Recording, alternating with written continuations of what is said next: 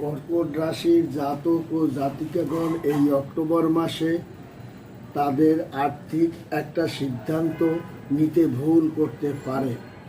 তাদের এই আর্থিক সিদ্ধান্ত বা বিচক্ষণতা ভুলের কারণে তা বড় ধরনের একটা ক্ষতি হতে পারে এবং কর্কট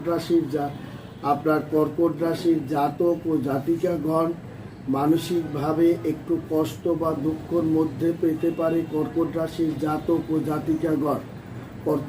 জাতক ও জাতিকাগণ কঠিন একটা ব্যাধি থেকে উপকারও পেতে পারে।